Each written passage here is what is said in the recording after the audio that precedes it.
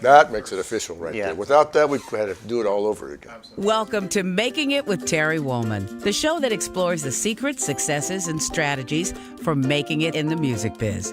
And now, here's your host, Terry Wollman. Welcome to the show, and thanks for tuning in. I want to let you know how much I appreciate you joining us on our show today. If you missed last week's interview with singer-trombonist Aubrey Logan, you can hear it and all of our episodes on entertalkradio.com/makingit, or download our app and take us with you. Also, be sure to tune in to hear my upcoming conversations with actor, comedian, singer Robert Klein, Italian saxophonist Johnny Vancini, choreographer, singer, actress Tony Basil, and Emmy Award-winning composer, guitarist Snuffy Walden. I'd also like to thank the companies that help me sound my best, whether I'm performing live or in the studio recording and producing music. Blue Microphones, Taylor Guitars, D'Addario Strings and Planet Waves, Seymour Duncan Pickups, Mesa Boogie Amps, Motu Digital Performer, IK Multimedia, and Exotic Effects. So often I get asked questions about the creative process, so I created this show to focus on what it takes to have a lasting career in the ever-changing landscape of the music business. You're really in for a treat, as I've invited my friends, some of the best and brightest in music, to share their stories on how they have influenced the music that has shaped our lives. I guarantee you're going to love it. So let's get started.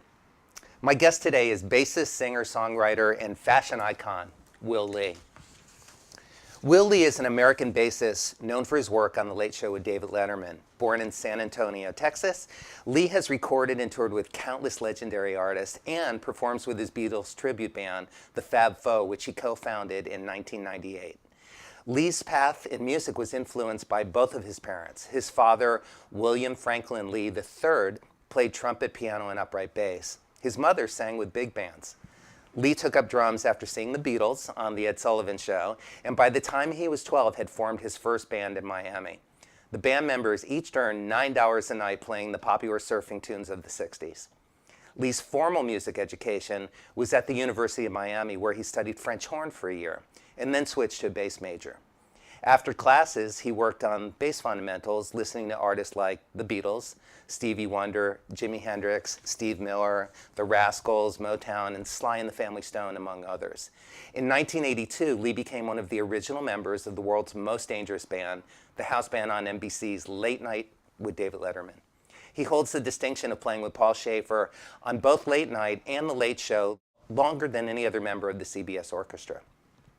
Will Lee has been awarded the NARAS MVP Award for bass guitar in 1979, 1982, and 1985 through 1987. The NARAS MVP Award for Male Session Singer, 1987. The NARAS MVP Virtuoso Award for bass guitar, 1989. And was recognized in the Musicians Hall of Fame and Museum, 2014. Please welcome my guest, Will Lee. Hello. Hello, Will. Hey, Terry. Good Nice to be here. See you. Wow, that sounds impressive. Who is that guy? That's you, and it does sound impressive. You gave me a raise, though. My first band we were getting $6 a guy. Oh, really? So yeah, we were dreaming of $9. Well, you deserve $9. We thought so. You were already setting the bar high, and you know, by the way, that did kind of set the bar for you always, you know, being paid, you know, fairly for your services, if not well. Does that constitute going pro when you make $6? I guess it does, right? At that moment, you're a professional musician. Yes. Wow. So Yeah. that's when I first started doing music for non-honest reasons. Right. But the minute I got that first big paycheck of $6, I was that was it. It was over. Working the system from that moment on. Right, but somehow you still managed to keep honesty as part of the formula for playing music. Part of the honesty is part of the formula. Part of the. So that first gig was in Miami at a hotel, or you know, it was like an outdoor CYO function, like a picnic, basically. Right. And of course, we didn't have a PA system, so we played surf instrumentals. Mm-hmm. We didn't have a bass player. It was 2 guitars, and I was playing drums. That was my first band. Also, 2 guitars, drums, and we played at a hotel on Miami Beach. We had prepared 3 songs. I was a little bit younger than you. We went down to audition with our 3 songs, and they hired us that day. So we played those 3 songs. Was it because of the no PA thing? Is that why you were instrumental? We just didn't know any bass players. Oh, but you did vocals too? I don't even remember. Did we? Yeah, we must have. Well, I think I was like 8 or 9 or something. You I mean, can't way too really young. call yourself a pro until you do get a bass player. Do you agree? Well, yes, I do Yeah, agree. that's when we felt like we had hit it. Right, and once Really I made it. discovered that, there was no turning back. I've Oh my always, God, that's it. had bass players in my band Yeah. since then. I want to take a moment to acknowledge this very cool place that we're at. We're in Culver City, and we're at the History of Recorded Sound, and this is the only place in the world where we're sitting right in front of a record lathe where they lathe, cut look at that. vinyl. It's incredible. It really is incredible, and this is the only facility in the world where they still maintain vinyl lathes. So they make records here, but they're keeping this art form alive, and it's so cool that we are here. Well, also the kids that are buying vinyl are keeping it alive as well. So Yeah. how would they be able to function without a place like this They wouldn't. to go ahead and maintain the things that are cutting these vinyl records? This is an incredibly important facility that we're at because it's the, in a way, I believe, the last lifeline to keeping this medium alive, which is vinyl. And just for fun, when I heard where we're coming, I brought my first vinyl record from 1988, Bimini, and we're going to play it later after the show. That we already took it out and put it up on the lathe to hear it the way it was intended. But that's a sound you haven't heard in a while. Not for a while. The actual real sound of things pulsating the way vinyl makes things sound. That's right. Right, it's incredible. And just literally kind of popping off of the plastic. So that's going to be fun. I look forward to that. We are going to be doing a future episode here and really talk in depth about this facility with the owner, Lee We're going to be speaking to the owner, Len Horowitz, and talking about this facility and getting more into it. I want to start off really this interview with a quote of yours that I read. My career is a series of lucky accidents mixed with wrong turns, which led to surprises around every corner, driven by a passionate love for music and nurtured by hard work. There's a lot of clarity in that statement. Well, it kind of sums up, every move that has happened since I started going for doing what I love, which is, this thing called music, and it's a pretty broad term, music. And in my case, I like so many kinds of music that I really don't like being pigeonholed into a category, so to speak. Right. Because I want to keep things open, and it thrills me when jazz people think I'm a rock guy, and when rock people think I'm a jazz guy. Right. I think, okay, I did it. Right. Yeah. So it's interesting to navigate all these different things, and I think one of the things about playing bass is that at the very least you can get away with playing roots on the downbeat. That's something that really makes a strong foundation for music. It's not the most creative thing in the world, but at the very least, you can actually get through all kinds of music by doing that thing. Right. And then once you get inside a genre, say you're doing reggae or you're doing country or you're doing anything else, gospel or whatever it is you can think of, you find yourself, feeling freer and freer within it the more you get familiar with it. So that's when you start taking some chances and not putting the downbeat there. Right. And Right. just little different things, and all of a sudden you're like, once you've learned that the downbeat thing is so easy, I'm ready to move on, then you go ahead and move on. So then it becomes really fun. Right. Yeah. So here's a question for you. I know that because you went to school and you had wonderful training, you have a lot of facilities, sometimes perhaps more than you even use when you're playing, which is part of the beauty of your playing. It's something I really appreciate when I hear you play. And was that ever hard for you to kind of bring it back to center and not be afraid to play simple, but really just make it about the feel and the sound and the emotion? And Yeah, when I was really young, you had all this energy. That's why you see kids doing this on the guitar, Right. and to them that's playing. Right. But not everybody wants to hear that all the time. So, excuse me, it's good to be aware of that you're doing that. It's good to try to take control of it, and it's also good to keep a producer's hat on and listen to the overall project and see if is what I'm playing, is all that stuff helping shape it in a good way, or is it taking away from what the message of the song is? You know. So sometimes it's good to add a little something, and Right. sometimes it's good to step way out of the way. Right. My ultimate goal these days, and has been for a long time, is to be like Ringo on bass. Right. Which I've never heard anybody say before. Well, think about what he added and didn't add. Well, he only added to the Beatles' writing because he Right. he would provide an amazing feel Right. to a songwriter's piece of music, Right. and he would either strengthen what was there by keeping it simple, or he would find something, a spot where it needed, where it was necessary to add something interesting, and he would do that. You know, so he found this great. He was kind of always walking the tightrope of that. You know, Right. and always sort of either adding extra notes or adding extra groove, but always making the song better. Right, because it was always about playing the song. Yeah. So wouldn't it be great to have that as your craft? You know, if you're Right. a hired gun to play on a song, to be able to be the Ringo of your instrument. Right. You know. Yeah. Yeah.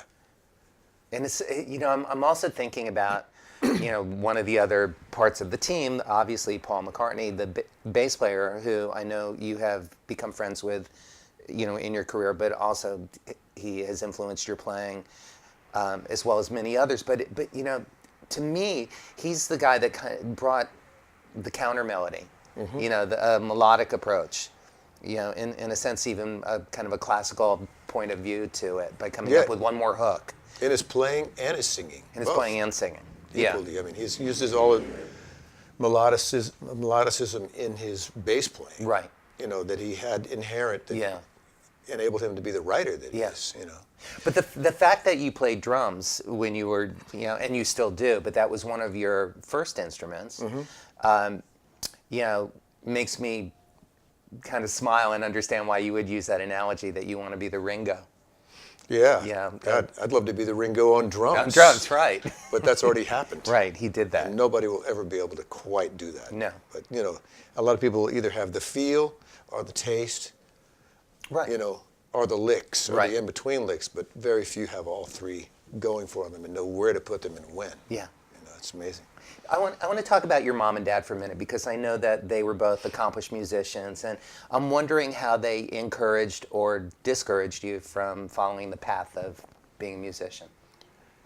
It was, you know, in our household there was always music playing, and in fact it was always jazz, and it was always kind of Miles Davis style jazz. Right. You know, sometimes it was Cannonball Adderley, Nancy Wilson, a lot of Sarah Vaughan, a lot of Miles, and in fact that's the first sound that I remember hearing musically was the sound of Miles Davis Harmon mute trumpet. Right. That's the first awareness that I can, you know, think back and As a really consciously young remember. boy, little kid. Yeah. Right. Like walking into a party that my parents were giving, and I'd be in my pajamas and, Mom, I need some milk. You know? And they there'd had be their that sound. hi-fi on. There'd be the sound. You know. So that's really literally Yeah. the first thing. So there was a lot of jazz. My dad was a bebop piano player, you know, not as professional as he might have been had he not become an educator, because he was deep into playing for a long time. He was in Gene Krupa's band, you know. Playing piano or Yeah, trumpet? as Okay, a pianist. right. He stopped playing trumpet only because he had contracted tuberculosis during the early 50s, I think. Okay. In fact, he was in the 4th Army Band with a guy named Vito Farinella, who also known to the rest of the world as Vic Damone, who just passed away a couple of days ago. He was my godfather. Wow, Vic was? That's pretty wonderful. Interesting. Yeah. So there was a whole jazz thing going on in our house, and often my mother, who was also a singer in jazz big bands at times. I don't know if there's any other kind of big band. Well, Is that a redundancy? and was this in Texas or when they had already moved to this Miami? this was Texas Right. mostly, and they would sometimes play and perform together at these parties, and that was amazing too. Yeah. You know, so the great thing that I learned from all of this, really, the really most important thing of anything I learned from just being at home and experiencing life while this music was playing was groove. From jazz records. Yeah. Because there was always a great groove. Yeah. So my body kind of learned what a great groove is supposed to feel like. Right. You know. Yeah. And that went into everything. Right. That I do. You know, musically. Yeah. No matter what the style is. If it's grooving, I'm there. I'm good. I'm good to go. Yeah. Me too. So that's a pretty general statement. That's why kind of any music is okay with me as long as it's grooving, you know. Right. And in tune helps as well. Yeah. I like that too. It does. So you are William Franklin Lee the Fourth. Fourth. Which May I the didn't. fourth be with you. May the Yes. Fourth be with you. Tell me about 1, 2, and 3. Well, you know, there was Dad. Right. There was Gramps Jr. Did you call him Gramps? Yeah. Yeah. He was a weekend musician who played saxophones, all the saxophones. Tenor, alto, bari, and he worked at a tugboat company in Galveston, Texas. Wow. By during the week. Uh-huh. That was his income. Was he a builder or a captain? He was a bookkeeper. Oh, yeah. So I think his bookkeeping, I have none of these skills, by the way, none of this money skills. I know nothing about. Well, you do have a money skill of knowing how to attract money. I don't even know what that is. I just play. Okay, and then the rest comes. But the thing that those guys had, they weren't doing gigs that made up a bunch of bread, but they had this amazing ability to save and stuff, and Right. put things into like a little, you know, whatever you call it. That I don't even know the name. It's called a bank account. Oh yeah, or piggy that bank. Sounds Yeah, professional. right. One of those things. Yeah, like a big piggy bank that's shaped like a building. That's it. That's it. With a bunch of guys in suits inside. Watching your money. Yeah, so they were great about that, and somehow my dad was able to raise 4 kids, you know, being an educator. Wow. Because he had this certain thing. I wish he had taught me some of that money stuff. Yeah. Because I kind of just know that my basic thing is I know that if I'm working, I'm going to make money. Right. Right. That's about And if about you're as not working, deep as it then goes. you need to find some work. I get right to the chorus. I Right. don't fill in all those frilly verse lyrics. Right. I just know the chorus. The hook. Kinda. Yeah. Yeah. I live by the hook. Well, you know, my dad was a teacher also. Both my parents were actually, not music. But I didn't get a lot of money lessons from them. So I don't know that necessarily fell in with being an educator. But did they know? Well, yes. They had a sense about it. Absolutely, you're right. Yes. But it never got spoken about. No, they didn't They really. just did it. Yeah. Although, I mean, did you mow lawns or clean pools? I mean, that's what we did in Miami. I tried to Make do some that money a little as a bit. kid, and so you could buy a I had a bicycle. paper route. Okay. I worked at a publishing company. So you learn some early responsibility about if you want something, you work and then you save up for it. Yeah, I think my dad gave me the best lesson I ever had. He knew that that Gable's Music had a white Fender Precision bass in the window that he knew I wanted for Christmas.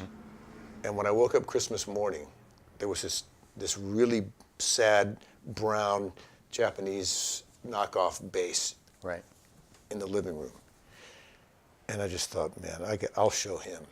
Oh. And within 2 months, I had made enough money to buy the good one. Wow. With your paper route? Yeah. Nice. And boy, did that feel good. Yes. You know, Yeah. I was mad at him, but then I realized you how used important it. that was. Yes. That he did. It made me What work a beautiful for it. lesson. So you know, if you earn something like that, you open up the case and you just smell it. You know, Right. and you just, oh yeah, man, I made this happen. This is great. Yeah. You know, Yeah. you just feel good.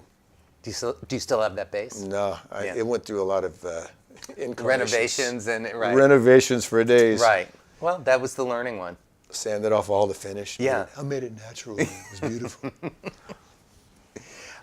We both spent our early lives in Miami. You know, your family moved. How old were you when you I moved? was there for 6 years, from 64 till 71. So you were,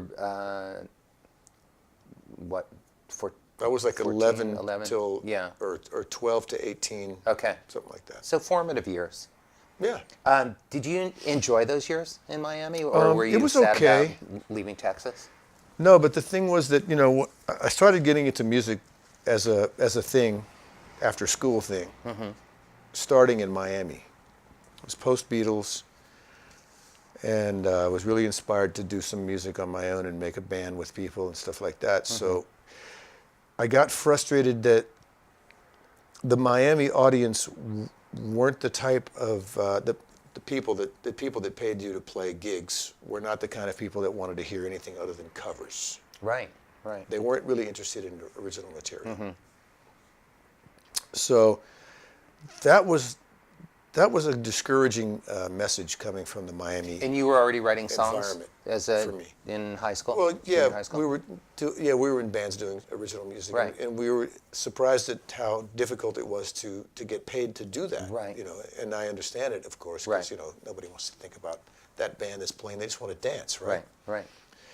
So you know, we played a lot of fraternity parties and things like that, and clubs, and it was always the same thing. They never wanted to hear anything but stuff they were familiar with, and it made you wonder, well, how did they get familiar with it in the first place if they didn't want to hear it? Right. It was the first original time. at one point. Right.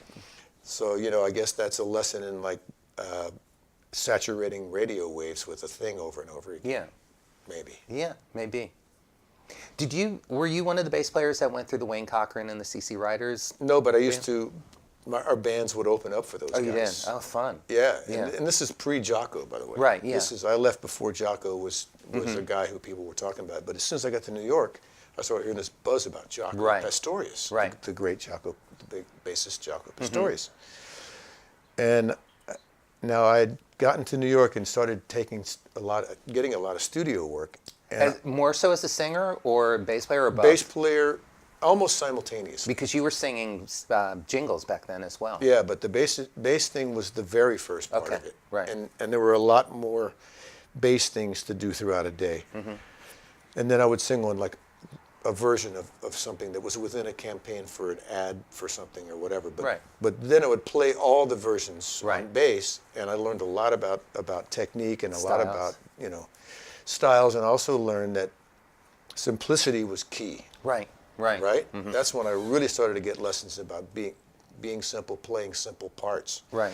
So when I got down to Miami for one of many return visits, there was a guy who was following Jocko Pastorius around. This is a side story. You might want to edit this out, but he would present. This show's about the truth. So, He would okay. show up with a Tascam or some kind of a reel-to-reel tape machine, and he had recorded Jocko with the Wayne Cochran band. And he said, Right. "Man, you got to hear this. You got to hear this." And I was going, "Yeah." Right. And he finally cornered me and sat me down and turned the tape machine on.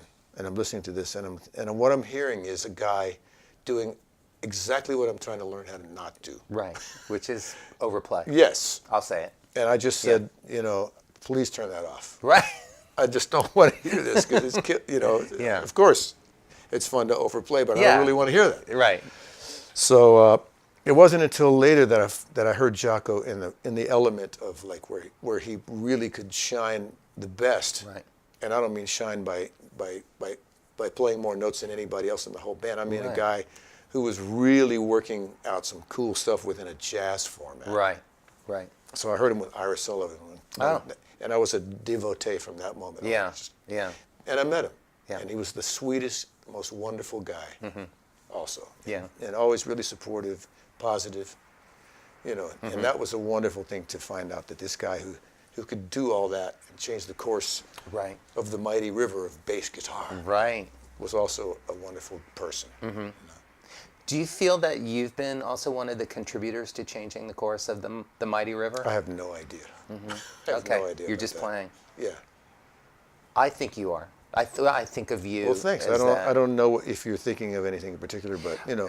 I'm just thinking of the arc of your whole career before we've known each other for a few years, but, you know, before we met, you know, I certainly followed you as a musician, and you know, I think it's just your body of work and your flexibility. Like you said, you haven't been pigeonholed and you haven't wanted to be. So, you know, I've just always thought of you as an exemplary musician. You know, and I mean, that's one of the qualities that I think of somebody who changes the course of music. And also, I mean, you've had the opportunities and you've stepped up. They're deserved, but to participate in creating a lot of pop music. You've played on a lot of records. Yeah, I was thinking about Barry Manilow this morning. Right. Yeah. And I couldn't get the song "Can't Smile Without You" Right. out of my head. Yeah. I woke up with in my head. I was like, oh no, Yeah. here it comes again. I'll never be able to get rid of that. But so catchy. But here's an example, because you might not know this, but like when I'm speaking to Barry Manilow, and like I'll mention, like I told Barry after you and I played in New York a few months ago, and I saw him at one of his shows, and I said, oh, I just played with Will Lee, and it was great, and he just lit up. Oh, and he's a he great said, guy. I love recording with Will, and so Yeah, we I have wanted to share a that with good you. long history. So Yeah. yeah, we made a lot of nice records. Absolutely. So, and He's that's the real deal. He's a musician. He's a total, he knows all about that stuff. Yeah. Arranging, orchestration. Yes. He's like not just a singing icon. No, that's kind of the least of it. Yeah, true. Yeah. He really understands, his career is no accident, let's put it that way. Yeah, that makes sense. Because when I've asked Barry about it, he goes, I never thought that I would be a singer. I don't even know how that happened. But I like that you said that's no accident. Yeah, he went for it, and it was great. Yeah, the door opened, and he went through it. Let's talk about this. This is what's known as a CD. It used Yeah. to be a thing that people would put into a machine, and it would make sound. Oh, they used to have them on This is computers before too. Files, Right. before, way before MP3s, way Appropriate. way before streaming. Yeah. This is your most recent album. We still call them albums. I think it is, yeah. Love, Yeah, it is. Gratitude, and Other Distractions. What are a couple of those other distractions that you were talking about in the song or the album title? Oops, my mic just fell out of my It's pocket. okay. We'll fix that. Hope you can still hear me. Well, the joke of that is that what's more important than love and gratitude? Right? That's the joke. Yeah. That's really the only thing that means. It's like love, gratitude, and other bunch of crap, But that's really to put emphasis on how important it is to have love. And actually, I think gratitude is something that really leads towards having love, I do too, and I think gratitude is a very underrated quality that is lacking. I don't know how lot of it people. could be thought of as being any more important than it is, or any less important than it is, because it's so. I agree, Will. It just changes your entire outlook, which Right. of course your outlook is your most important, is your strongest asset. Right. If your outlook is healthy and positive and good, and that's up to you to make it that way. Of Right. course, you may think, oh man, nothing's going to work and everything's bad. But if you can see it just a little bit differently, you're going to feel completely different all over, and that's going to open the door for a crazy thing like love. Right. Right? It does. Because all of a sudden you Yeah. you won't be filled with all this negativity, and you'll also start digging yourself, which is really the key to Right. being able to love, I think. Did you always have a strong sense of gratitude growing up, or is it something that came later in life? I'm sure it came later. Because I mean, Right. Okay. as far as music goes, I always felt like, I guess this is a form of gratitude. Whenever I was in any musical situation, I don't care what we're talking about, I always felt like, because I was there, this is the place to be. Yeah. Here's an opportunity to play music and make music with people. This Right. is unbelievably great. Right. Right. A great example was, and I remember really distinctly getting a gig to play a $35 gig with the Larry Elgart Orchestra, a society gig, I guess you could call it. I don't even know what the audience was, and I Yeah. wasn't concerned with that. I was more so excited about the music itself, Right. and the sound we would all make together. Yes. Right. Yeah. And I'm in a like an old Cadillac, I guess, with about 6 guys, and we're driving to Canada. It's From like New York. 8 or 10 hours Or each, from each Miami. way to make the $35 from New York City. Okay. And these guys were drinking in the car, and they were so miserable. And I'm like, guys, I'm thinking like, we're gonna go make some music. Right. What the hell's going on here? Right.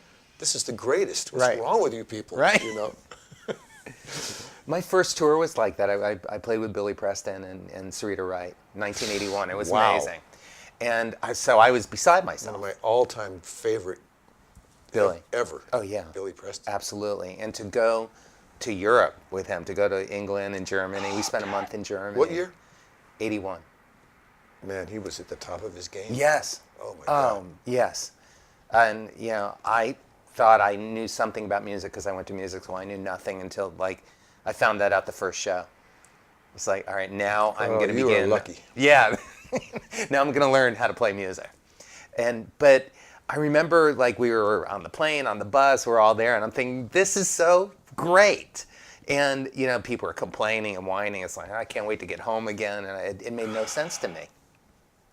Yeah, some of the other musicians in the band. They needed to figure out how to make themselves happy on the road. It sounds Right. like. Yeah. Because they were in an opportunity that, you know, what percent of humanity gets to be in those shoes to play with Billy Preston? I know. And I thought about that because I remember, I'm not sure if you've had this experience, I would imagine so, but leaving from LAX and being on a plane, leaving at night to head overseas and looking at all these twinkling lights of houses below and thinking, how many guitar players are down there? How did I get this? Besides tenacity and desire and passion and you know, and maybe some luck. But you know, I was thinking about the percentage of that. You know, what do you think makes, I don't even know how to ask this question, but what separates you from other musicians that people would want to choose you? Why do you think, I mean, it's kind of odd without bringing ego into it, but I'm just talking from an observational point of view. Yeah, I guess a lot of it is How do people get chosen to be the anointed ones that you get to play on a lot TV of show it, for yeah, years? a lot of it is your excitement level about it. Your Right. approach, which makes you a dedicated person who therefore is a reliable person. Right. Who's therefore a person who plays the parts correctly. Right. You know, all that stuff Right. is so important. And you know, a guy So like back to Billy Alan. Preston, Yeah. he probably just wants to know that he doesn't have to worry about any of that stuff. And Right. he can be Billy Preston Right. without all the hassle of like, oh God, is this guy, you know, is he flaky? Is he negative? You know, we don't Yeah. need that energy pulling away from what I'm trying to do here. Right. So the support system, you Right. know, becomes like something that's really strong, like a pillar underneath him. Right. And that's what he needs. He doesn't really, you know, he may not even conscientiously or consciously think about that. But intuitively recognize Yeah. something Well, in himself that he sees in other people. He's not going to know how good it is, but he's certainly going to know when there's a problem. Right. You know, that's going to really Right. get his attention. Right. And then, you know, he's going to have to replace that person who Right. becomes that problem. Well, you had that experience when you first moved to New York and you had the opportunity to audition for a band that you were a big fan of. Absolutely. Dreams. Dreams. Yeah. And already knew their music I inside know. out. They were like, what? I don't think they realized how important, they didn't know how important they were to me, Right. obviously. Yeah. You know, I mean, they knew they were just guys trying to get gigs and blah, blah, blah. And their record, their first album had changed my whole thing. I thought they were the next Beatles. Right. Yeah. You know, because I was that into the music. So what was that audition like for you? Were you nervous or excited or both? I don't even know how to describe it. I had a bad experience during that afternoon by smoking a joint and getting really out there. Before the audition? Yeah. Okay. And having a jam with the keyboard player, Don Grolmick. Oh, Don was in that band. I forgot. Wow. And he and the drummer, Yeah. a drummer and I, it wasn't the Yeah. drummer from Dreams because that was Right. Billy Cobham. Right. But we played this jam and it really went nowhere. So I thought, and the Right. look on his face was like, oh my God, we're wasting our time. This guy flew all the way from Miami and it's Right. a dud, you know. Right. But I get to the rehearsal studio and I'm like wide-eyed and just in awe because we're passing by all these cases that say Miles Davis, Santana, Right. Johnny Winter. Yeah. You know, I'm like, Yeah. oh my God, what's happening to Right. me? You know, Right. I get in the room and they said, how do you do, blah, blah, blah. This is Mike Brecker, this is Randy Brecker. Hi Right. guys, how you doing? And this is Billy Cobham and so, Bob Mann. So they said, here's some music. They had a big, I remember it was a green, like a score of their tunes. Right. The kind of thing that was so big that it was like 4 bars per page. You had to Right. keep turning it if you wanted to. I said, guys, I think I may not need this. Just count it off. Let's see what happens. Yeah. And Billy Cobham counts off one of their tunes. Yeah. And I just felt like I was floating, free floating. Right. Because first Yeah. of all, I'd come from a place where There were no Billy Cobhams in Miami. Right. I didn't. This was the first time in my life that I didn't have to feel like I had to keep the time. You weren't for the driving the band. bus, right? All I had to do was play bass Right. to some of my favorite material. Right. So it was just so fun and easy. Yeah. And the fact that I sang a little bit Right. made them like really excited because they were a semi-vocal band, and Clive Davis, who was the record company president, pressuring them to be more commercial. Right. Which So means they have a loved- singer in pop tune. They, or, they loved the fact that I could sing as right. well. Right. So I just kind of never looked back. Right. I just stayed. And at that point, you already knew that you were a singer as well as a bass player. Well, the funny thing is I'd been a lead singer since the drumming days, since before I became a bass player. Right. And that was a big shock to switch to bass and still try to be the lead singer. Yikes. Yeah. That's a whole nother thing. Right. From playing drums to Well, it's having already a big pattern. yikes playing drums and. Yeah, that's just the thing over and over again, right? Right. Right. But wow, to play this pattern, Yes. some patterns, oh my God, it's the whole thing. So, it's funny. So if you get thought of as being that guy, more of that generates itself. Right. Right. Right. People will start assuming, and then for me, I find that like each new tune that I have to learn is like starting back from the beginning again each time, because you got to learn one part, and then you got to learn the other part. Right. So you To sing learn over the it. bass thing, so you kind of have to park that on the back burner. Do you learn the so bass your thing vocal first? can deliver the message of the song. Yeah. I mean, I think yeah, like in the Fab Four, Right. to get those Beatles songs down. Oh, that makes sense. I think So the that thing for me becomes to second nature for really you in a learn way? the bass part. Yeah, it has to. Yeah.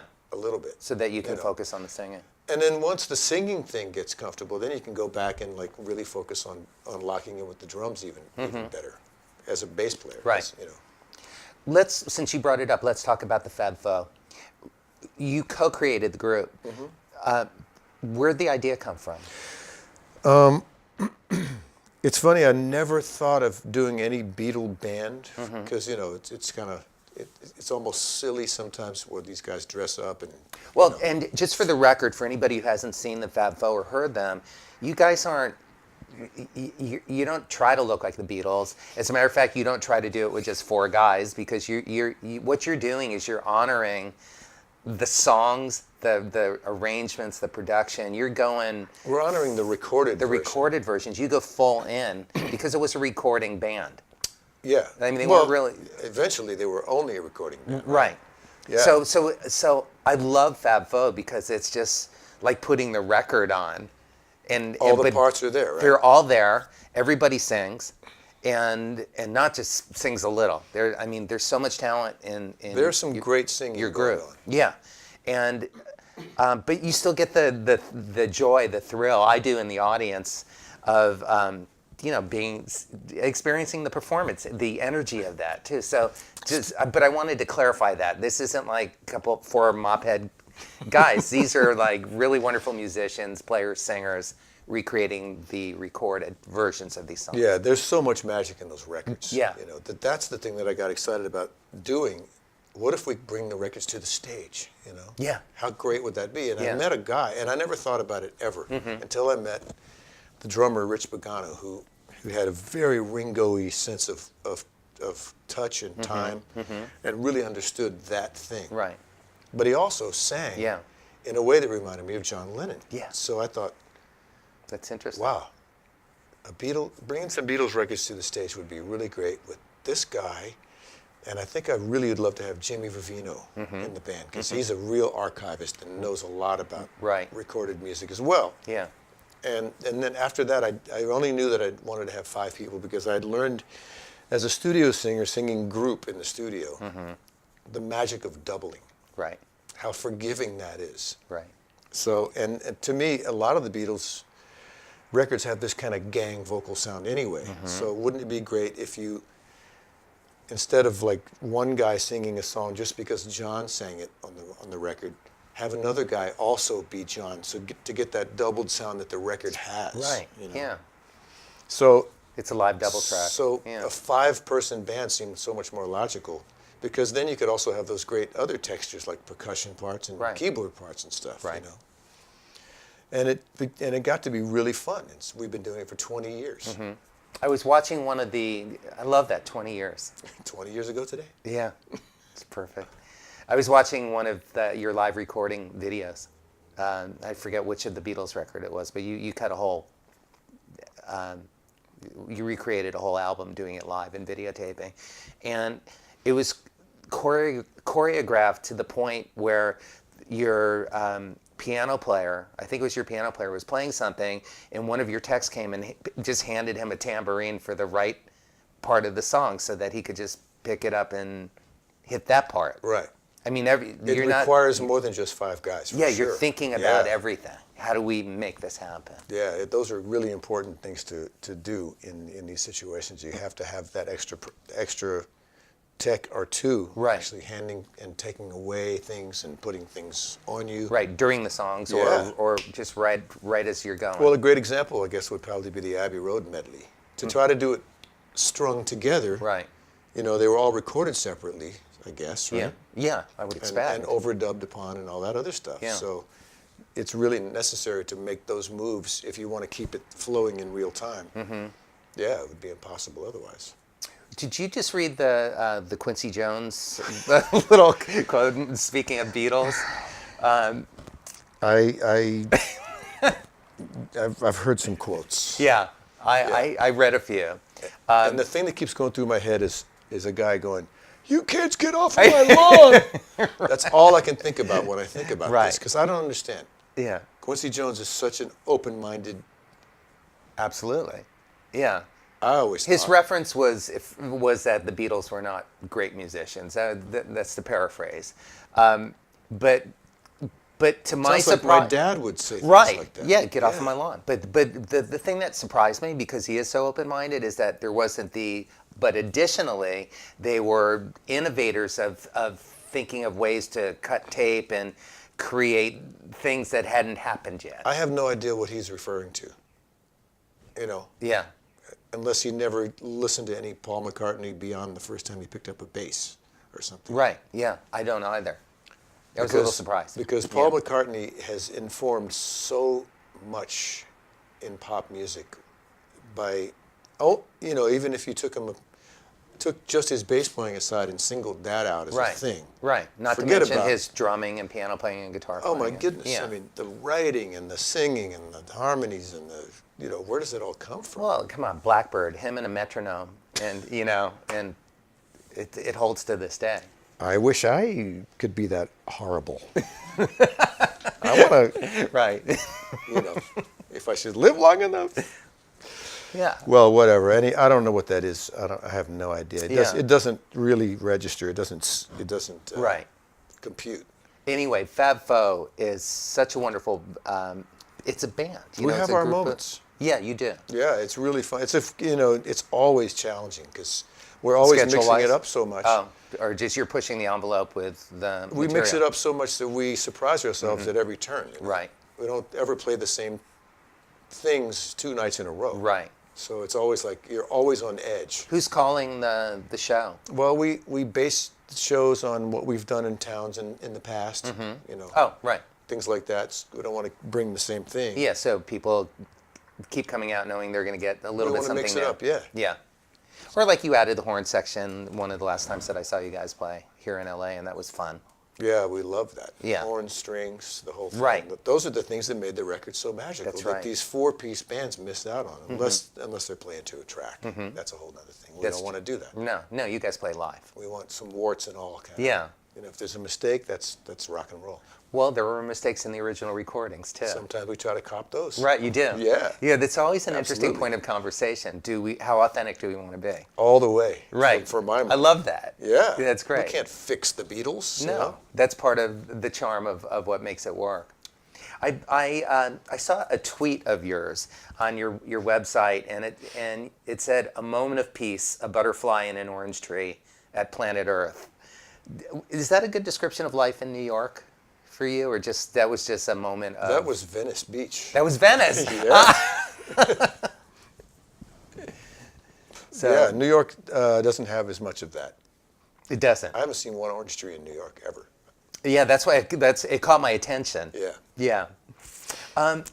Let me ask you, I want to keep it moving because there's so much I want to talk about. Do you have a go-to bass that you bring when you get on an airplane? I bring my Sadowski. You do? There's a Will Lee model that I helped design with him. Right. And, and it's a 4-string. And it's based on a jazz bass, and it's, it's got a certain mid-range circuitry in it that helps the bass really speak in all kinds of situations. Right. It's got an extra fret. It's got like a 22 fret Oh, neck. it does, yeah. A couple extra frets compared to traditional. And it's got a hip shot detuner, which gives me a range of almost what a 5-string does, except 4 strings. Right. So I tune it to a C, a low C, Right. on the E string, which is a big stretch, but it really expands the range. So let's talk about something private and personal, which is that you were making reference to getting high before a very important audition that was pivotal in your life. And I know that you went down that road and then you had a period of recovery and that you're doing fantastic now. What's this journey been like for you? It was very, first of all, it was at the beginning of it, it was all really fun. Yeah. Of course. And then it got a little way out of control. I almost said a little. That's a joke. Yeah. It got totally out of control. And it required that I stop being in a state of denial and come to grips with the fact that I had a problem. I had a problem. Did somebody have to point that out to you? Or you Well, came to it everybody yourself? did. Everybody but you pointed. don't want to hear it. Right. Because if you have a Jones for something, Right. You just want to feed that Jones. You don't want to your friends become like a pain in the ass. So yeah, you get like a little pissed off at So them. anybody who loves you, you do want to get rid of. Right. Basically, and it's completely That's backwards. destructive. Yeah. Yeah.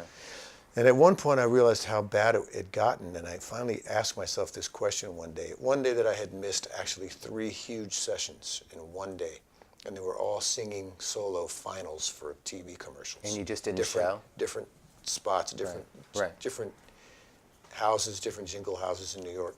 And this is a position that anybody would die to be in. Right. And there I was, just thumbing my nose at the whole thing. I was completely high. The phone was ringing. I was pretending I didn't hear it. And at one point, I just asked myself, "Are you happy?" And I couldn't come up with a yes. And that's when I checked in. I checked into rehab for 5 weeks. And it, and what it did for me was, first of all, I slept it off for a while until I woke up and I was sober and I had to face everything that I had avoided as far as the years of growing up, like say from the ages of 15 to 35 or whatever. And growing up is hard. Growing up requires you going through some pains, and I was avoiding those pains. And you have to eventually deal with them if you're going to stay alive. Right. Right. The people that do themselves in, they don't have to deal with anything. Right. But a lot of them are gone now. But yeah, I wanted to live, and something that happened with me was the late Carlos Vega did something. He saw how unhappy I was, and instead of trying to lecture me or say, you got to get it together, or any of this kind of stuff you don't want to hear, he knew, he was wise enough to know that. He put a pair of headphones on my head and he said, "Check this out," and he played me this thing that was so beautiful that it made me get on my knees and start bawling like a baby, going, "Man, if anything can be this beautiful, I want to live." And it was Ivan Lin's Daquilo que eu sei, a track called Daquilo que eu sei, Daquilo que eu sei. And at that point, I had a real turning point about whether I wanted to live or die, and I wanted to live. So the rehab thing was lucky. They had a space for me. I checked in. I got a sub for the Letterman show. A guy you probably never heard of, Marcus Miller. Yeah, I've heard of him. Subbed for me for 5 weeks at the Letterman show. Thank God, it was wonderful. That's a good friend. Yeah. Yeah. And I came out, having learned that, I have a lot of work to do on myself as far as, dealing with all those years of stuff that I didn't want to deal with. The pains of growing up. Right. So I did a lot of meetings and a lot of therapy and stuff like that. Right. And it really kind of worked out in the end. Right. I was able to finally meet the love of my life. Sandrine. Yeah. Yeah. who is a wonderful artist. And her book is doing great. She has Yeah. a great new book out called Nudescapes. She's a photographer. Yeah, fantastic. Yeah, it's doing really well. It's a beautiful book. Thank And you, she's I'll a tell her. beautiful partner for you. Yeah, I really like her. she's better than anything I could have ever dreamed up. Right. Yeah. Will, thanks for doing the show. I have 2 closing questions for you. The first one is a 2-part, which is, what does making it mean to you both personally and professionally? And also, can you share 3 tips for success that have driven your career? Making it is easy for me to answer because I've finally, after a long time of wondering what that is, I realized that all that really means is being happy, period. Right. If you're genuinely happy, you've made it. Right. That's as good as you can do in life. Yeah.